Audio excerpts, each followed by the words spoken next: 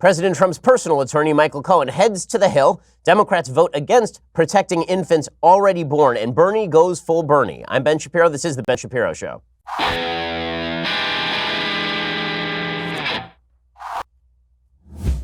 All right, you got a lot to get to today, and we're going to get to all of it. But first, we need to tell you about an opportunity for gun lovers. So, as you know, I'm a big advocate of the Second Amendment. I believe that law-abiding citizens of the United States should own guns to be able to protect themselves, protect their property, and protect their country. And this is why I'm a fan of the USCCA. And right now, you have one last chance to get 5 free chances to win a brand new AR-15. As you know, I'm a proud member of the USCCA, an organization that provides education, training, and trusted legal protection for responsible gun owners like you and me. And they want to give you $1,000 to buy the AR-15 that you have been dreaming of. But if you want in, you do have to hurry. Entry is quick and easy, but it's almost over. It all ends this Thursday at midnight. Don't miss out. Text the word WIN to 87222 to lock in your entries. That's WIN to 87222. You don't just get one, you get 5 free chances to win if you act right now. Oh, and as an extra bonus, the first 2,000 people who text in also get a free concealed carry guide, which has all sorts of great information you need to know about concealed carry just for entering. The USCCA doesn't just love giving away free guns. They're actually on a mission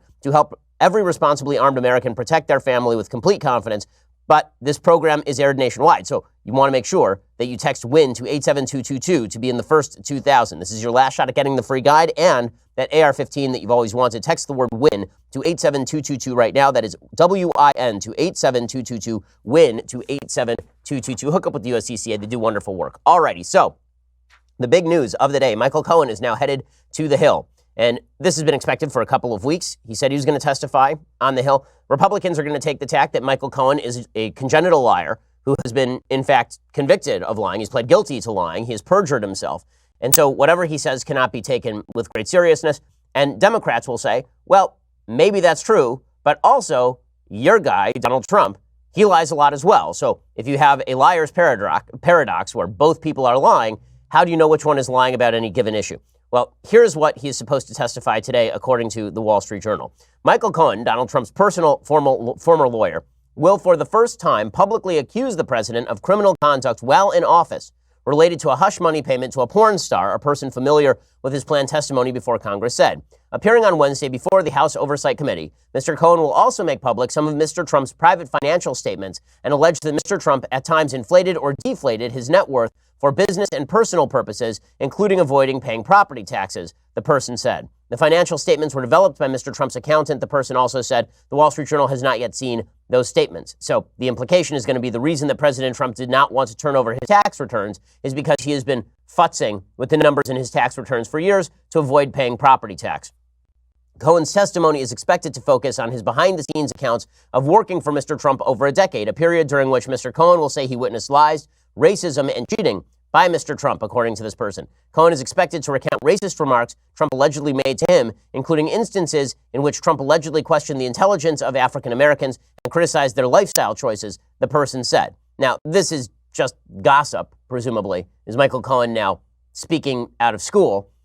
Yeah, if we were to go through everybody's conversations at any time in the United States that they had privately and then blast those out for all the world to see, I have a feeling most people would have something they've said in the past that is embarrassing to them. But again, Cohen has every interest at this point in making Trump look as bad as possible. After all, how's he going to get that book deal after he gets out of prison? Mr. Cohen's planned testimony comes 13 months after the Wall Street Journal first reported that Cohen paid $130,000 in October 2016 to former adult film star Stephanie Clifford, that would be Stormy Daniels, to buy her silence after she alleged having a sexual encounter with Trump. In the wake of the Journal's revelations, you'll remember that federal prosecutors investigated Cohen, raided his home, his hotel room, and his office, and began probing the Trump Organization. And the Trump Organization has been spearheaded not by the Mueller investigation, but by the U.S. Attorney's Office in Manhattan. That investigation will continue. I've said for a long time, the grave threat to Trump's presidency on the legal front is not the Mueller investigation alleging collusion with the Russian government. The grave threat has always been the SDNY, because the allegation, if you recall, was that Michael Cohen basically served as a cutout for Stormy Daniels in order to avoid campaign finance law. The idea being that he made an illegal campaign contribution to President Trump by paying Stormy Daniels $130,000, and that Trump later reimbursed him for that so that he wouldn't have to report that to the FEC. That if Trump had personally paid Stormy Daniels, it wouldn't have been a violation of law.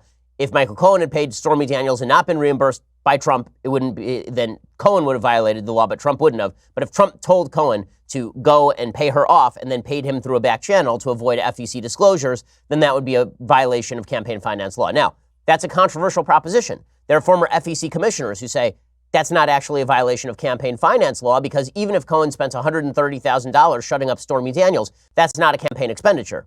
You can't say that that is directly related to and exclusively related to the campaign. Maybe Michael Cohen made a habit over the period of years paying off women on behalf of Trump, which is likely and probably true.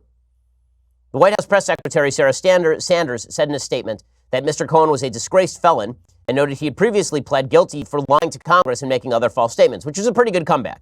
Why should we believe you today when you testify before Congress? You lied before Congress last time. Now, presumably, Cohen's response will be, right, I lied to Congress last time, I got caught last time, and if I lie this time, they're going to revoke whatever plea bargain I have arranged, and they're going to send me to jail for longer. So my incentives are not quite the same as they were even a year ago. Sarah Sanders says, sadly, he will go before Congress this week, and we can expect more of the same. It's laughable that anyone would take a convicted liar like Cohen at his word, and pathetic to see him given yet another opportunity to spread his lies. Cohen agreed to testify before the committee at the behest of its Democratic chairman, Maryland Representative Elijah Cummings, after postponing his scheduled hearing last month, citing public statements by Trump that he saw as threats toward members of his family. In August, Mr. Cohen implicated the president in 2 federal crimes when he told prosecutors that Trump directed those hush money payments to Stormy Daniels as well as Karen McDougal. But here's what's different. All of that supposed criminal activity happened before the election.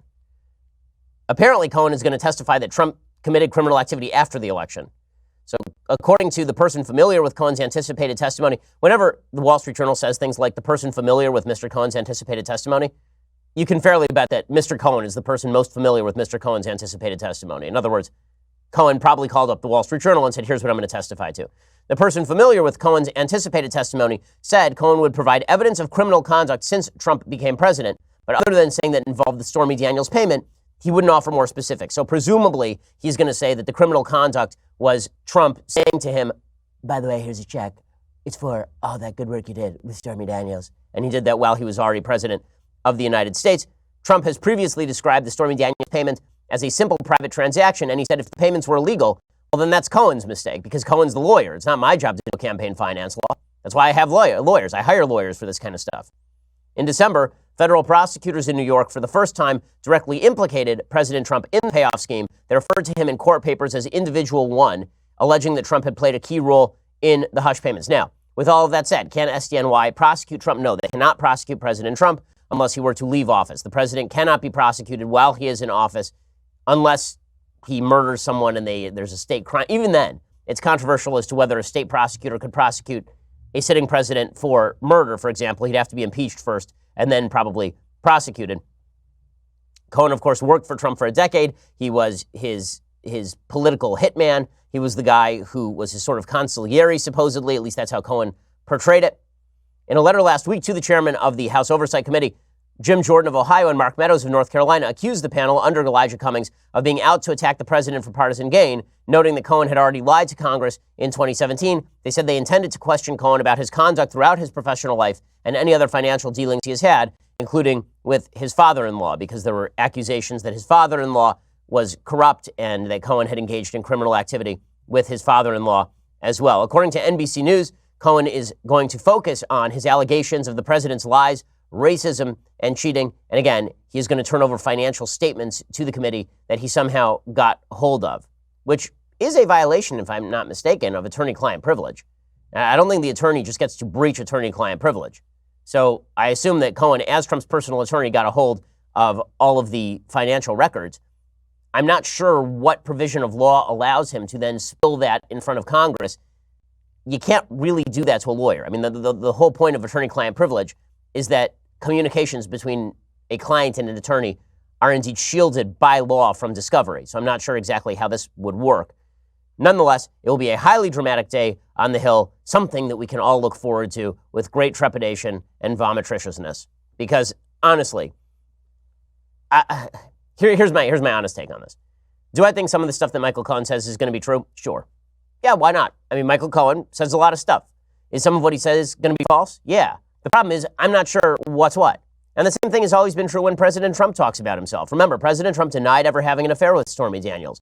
That was a lie. He denied directing money to Stormy Daniels. That was a lie. The president has lied a lot about his personal life and about his business dealings.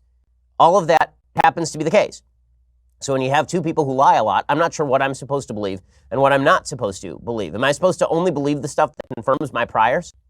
So if Cohen says that Trump is a wonderful guy, am I supposed to believe that because I'm a Republican? And if Cohen says that Trump is a vicious racist, am I supposed to believe that because I'm a Democrat? I mean, is that the way this is supposed to work now? This is the problem with having deeply untrustworthy people on the Hill and then having them testify. We don't know what to believe and what not to believe. And when people say, what is Cohen's incentive to lie? Cohen's incentive to lie is that this is the only way that he can find any measure of grace with the press. It is the only way that he can have a best-selling book after he leaves jail. It is the only way for him to fix his reputation. Right now, he's just the rat who President Trump sent scurrying around to do errands for him and then flipped when the federal government pressed him.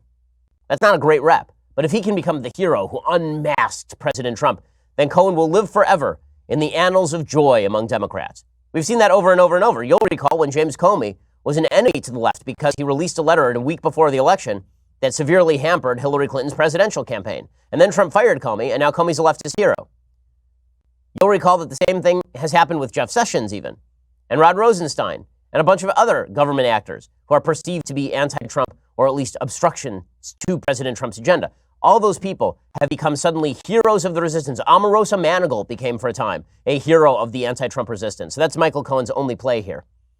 So is this going to have any real impact on President Trump's presidency from here on out? Probably not, but I'll explain why it will have some impact politically in just a second. First, let's talk about that watch that you are wearing. Is it clean? Is it minimalist? Is it nice? Look at this watch. This is a nice watch right here.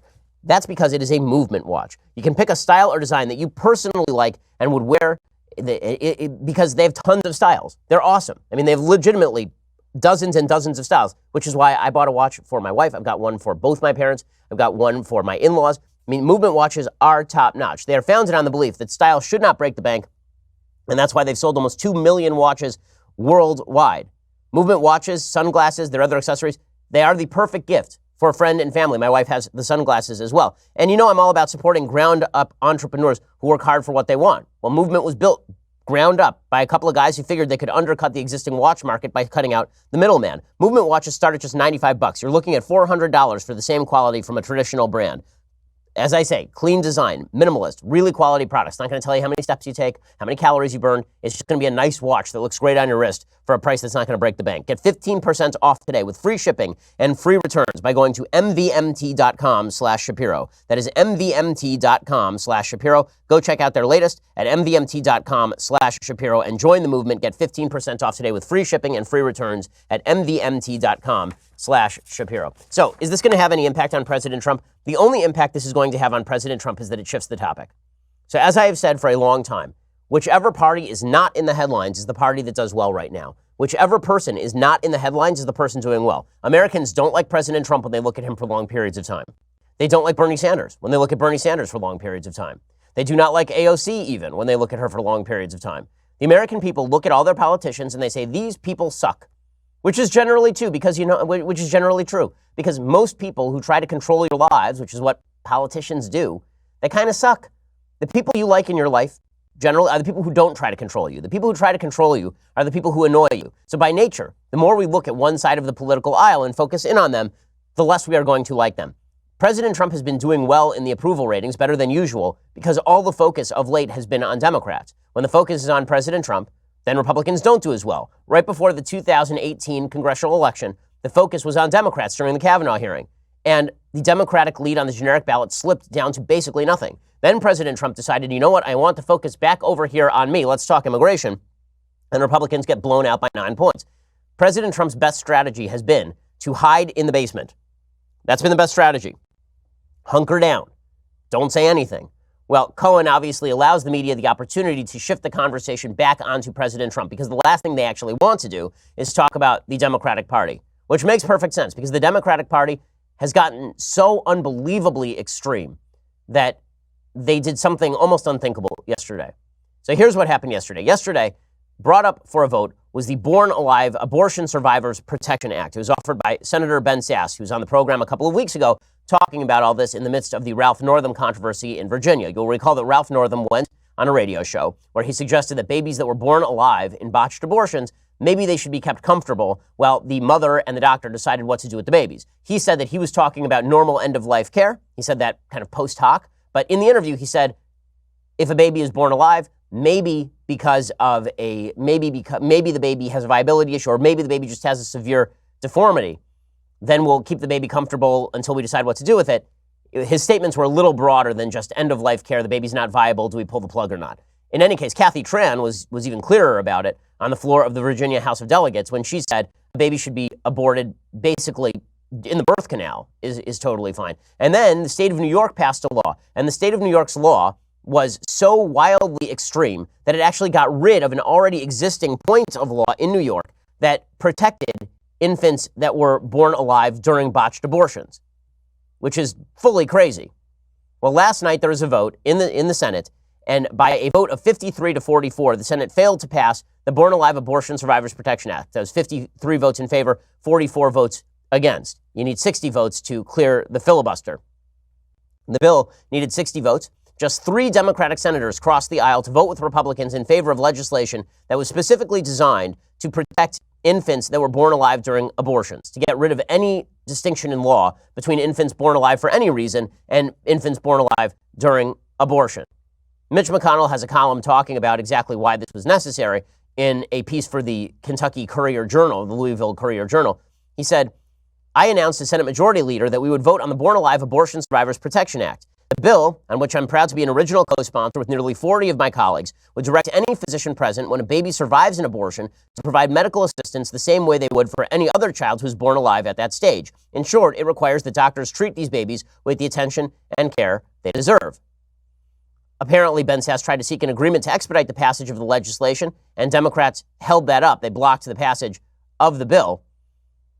And Senator McConnell says that the bill is necessary, again, because of laws like that in the state of New York, which is true. Again, the state of New York obliterated a provision of law that provided additional protections for babies that were born during botched abortions. Now, here's the thing. The case that Democrats are making against this thing doesn't make any sense. I've been trying literally all night and this morning, I've been trying to find why exactly Democrats object to this bill. Why exactly is there anything wrong with this bill? They say, well, there's already a bill on the books, 2002, the Born Alive Infant Protection Act, that says that if a child is born alive, then it is to be treated as any other baby would be. So why exactly is this bill necessary? We're not going to vote for it. The problem is that Democrats constantly vote for bills that are unnecessary but are morally good. So, for example, last week, there was a bill that was passed. It was a federal anti-lynching bill. Is that really necessary to make lynching a federal crime? Not really on a practical level, because it's already a state crime to murder somebody. And there are state anti-lynching laws in the vast majority of states across the United States. So why was a federal law necessary? The answer was it wasn't really necessary in practical terms, but it was a morally good thing to do, and so it passed with flying colors, I believe a unanimous vote, in the United States Senate. Suddenly, Democrats have decided they don't like extraneous and unnecessary legislation. This is a weird thing. Sass said in a speech in the Senate on February 4th that Ralph Northam had endorsed infanticide. He said the Born Alive Abortion Survivors Protection Act prohibits exactly the kind of infanticide Northam was addressing. The bill requires that a baby that is born alive must then be transferred to a hospital and away from an abortion clinic because we don't actually trust abortion doctors not to do a Kermit Gosnell and just kill babies that are already born. The case that Democrats are making against this makes no sense. So Leanna Wen is the president of Planned Parenthood. Here's what she said. She said, this legislation is based on lies and a misinformation campaign aimed at shaming women and criminalizing doctors for a practice that doesn't exist in medicine or reality. Then why are you objecting to it? I'm confused. If this never happens, then what are you worried about? What are you worried is the actual practical ramification of this legislation? Why do you need 44 Democrats to vote against a piece of legislation saying if a baby is born alive during a botched abortion, then you can't kill it? Really, if you say that never happens, okay, fine, so it never happens. So what's the downside? What's the downside? If you can't explain the downside, you're going to have to vote for the bill. Really, there's no real excuse to not to vote for it. Elizabeth Warren tweeted out in fully crazy fashion this morning. She tweeted out something about how this was a way to protect women's health. What in the world does women's health have to do with a baby that's already born alive? That's fully crazy. She tweeted out, Republican politicians just tried and failed again to score political points at the expense of women. Enough. Women and their doctors should decide what's best for their health, not the Senate GOP. What is that supposed to mean? We're not talking about abortion here. We're talking about babies that were born alive. I mean, I'm looking at the text of the bill right now. It was originally introduced in the House as H.R. 4712 by Representative Marsha Blackburn. That was the version, or close to the version, that was voted on last night, the Born Alive Abortion Survivors Protection Act. All it says is that if an abortion results in the live birth of an infant, the infant is a legal person for all purposes under the laws of the United States and entitled to all the protection of such laws, and then adds, any infant born alive after an abortion or within a hospital, clinic, or other facility has the same claim to the protection of the law that would arise for any newborn or for any person who comes to a hospital, clinic, or other facility for screening and treatment or otherwise becomes a patient within its care. It says any health practitioner present at the time the child is born alive shall exercise the same degree of professional skill, care, and diligence to preserve the life and health of the child as a reasonably diligent and conscientious healthcare practitioner would render to any other child born alive at the same gestational age. In other words, you treat victims of botched abortions the same way that you would treat any baby that's born, and they would have to ensure that the child born alive is immediately transported and admitted to a hospital because they don't have postnatal care available at abortions. That's not what abortion clinics are for. There's also a mandatory reporting of violations requirement saying that a healthcare practitioner who has knowledge of a failure to comply must report this to state or federal law enforcement, and whoever violates subsection A will be fined under the title or imprisoned for not more than 5 years or both, or if you try to kill a born alive baby, then this will be treated as murder. And the law explicitly says that the mother of a child born alive under this subsection may not be prosecuted under this section. So this is not about even prosecuting mothers. What is objectionable about this bill? Literally nothing is objectionable about this bill. I'll explain more in just a second. First, let's talk about why Congress needs to be stripped of an enormous amount of power. Why Congress has gone too far. I've had it with Congress because a lot of these folks are legitimately lunatics. I mean, this is a nightmare. And this is why I'm a big believer in calling a convention of states where we, the people, bipartisan fashion, can propose amendments. Amendments that could force term limits on Congress, for example, or make them balance the budget. We have to hem in the power of Congress and, in many cases, the power of the executive before it is too late. Can you imagine the look on the faces of politicians when they realize that they are now legally barred from controlling your life in ways that they would love to? And that now they can't just live in those offices forever? Calling a convention of states is the only way to get the job done. There are already 3.8 million people with us on this, more every day. Join me and my friend Mark Meckler. Go to conventionofstates.com/Ben to sign the petition today. That is conventionofstates.com/Ben. I know there are people who worry about things like a runaway convention. That's not going to happen because, again, every piece of constitutional legislation that is created by an Article 5 convention has to be submitted to that Article 5 convention for approval. So that's simply not going to be, some lefty amendment that gets passed. There's going to have to be significant bipartisan support for any amendment that comes through the Convention of States. Go check them out right now, conventionofstates.com/Ben. Sign the petition and get involved. It's an important cause, conventionofstates.com/Ben. So, again, I don't see any rationale for actually voting against this. I'm still waiting to hear a rationale by Democrats other than just the simple propaganda of Democrats suggesting that this is a violation of women's health or women's rights. There's nothing. The baby's now separate from you. I mean, how does that even affect a woman's health or rights? What are we even talking about here? Now, folks who say that it's unnecessary, it is important to note that the New York state law that recently passed that basically made abortion a guaranteed right, it repealed Section 4164 of New York's public health law. That section had provided that abortions after the 12th week of pregnancy had to be performed in a hospital, and that abortions after 20 weeks, a separate physician had to be on hand to provide medical care. It also specified, the section did, that a child born alive during an abortion procedure immediately enjoyed the protection of New York's laws. It required medical records to be kept of efforts to care for the infant. Without Section 4164, this is according to America Magazine, a Catholic magazine, the public health law is now silent on the status of an infant born alive during an abortion. Vermont is set to pass a similar law. All the federal law would have done is obliterate distinctions between infants born alive, period, and infants born alive during abortions. And the Democrats voted against it. They voted against it, again, without any excuse. I mean, I legitimately do not understand this. Mazie Hirono tried to provide that excuse. This is the horrible senator from Hawaii trying to make the case for why you shouldn't vote in favor of protecting infants born during botched abortions. We're indulging the majority's use of a false premise to inflame the public, shame women, and intimidate healthcare providers. Conservative politicians should not be telling doctors how they should care for their patients.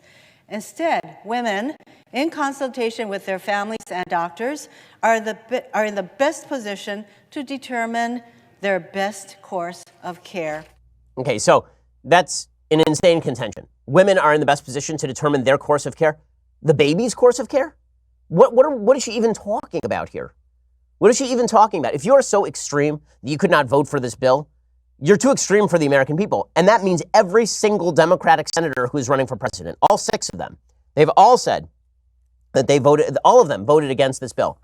How extreme have the Democrats become? In 2002, the Born Alive Infant Protection Act passed. It passed with unanimous Democratic support. Every single Democrat voted in favor of it. Now, I don't know who's doing the PR for the Democrats, but this is incredibly stupid. The reason it's incredibly stupid is because the polls have shown that in the last 2 months, abortion opinion in the United States has shifted dramatically in favor of the pro-life movement. The reason it has shifted dramatically in favor of the pro-life movement is because there's been a lot of talk about late-term abortion, and people are not in favor of late-term abortion. Well, Democrats are now embracing after-term abortion.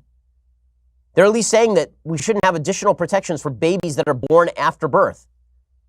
After birth, after an abortion. They're saying we shouldn't have additional protections. And then they're blaming that on women's health? What in the hell?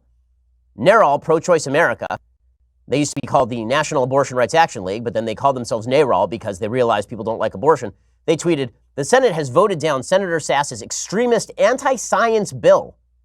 Anti-science? What's anti-science about saying you need to provide the same level of hospital protection for an infant born during an abortion that you would for an infant born not during an abortion? They attempted to inflict medically unnecessary restrictions on clinics. I read you the restrictions on clinics.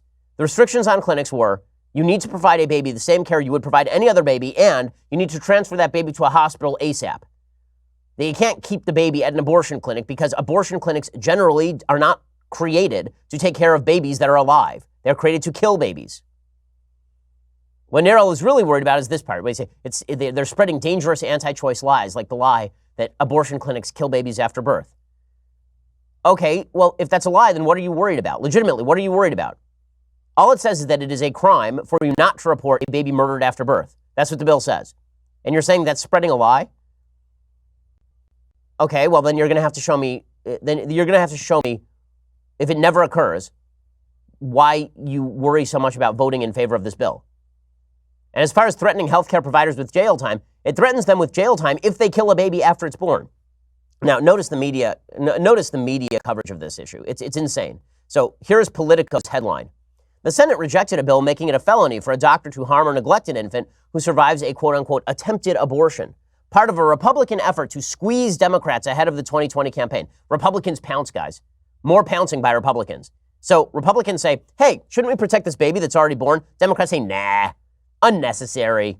Why? And Politico says Republicans pounce. This is not a Republicans pounce issue. But doesn't matter. The media will always cover these issues the way Democrats want these issues to be covered. Pretty insane. Okay, meanwhile, Bernie Sanders had another big moment in the national spotlight. It did not go all that great for him, Bernie Sanders. He talked about Venezuela. He talked about how he was going to fund his insane programs.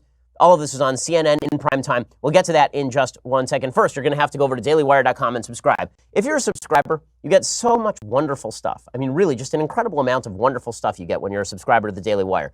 For $9.99 a month, you get the rest of this show live and an additional 2 hours every afternoon. You also get to be part of our programs like the Daily Wire Backstage, Ask Us Questions, apparently Watch Me Eat Popcorn Off the Floor. Like lots of great stuff available for you when you go to Daily Wire Backstage. And for $99 a year, you also get the Leftist Tears Hot or Cold Tumbler. Magnificent and less expensive than the monthly subscription.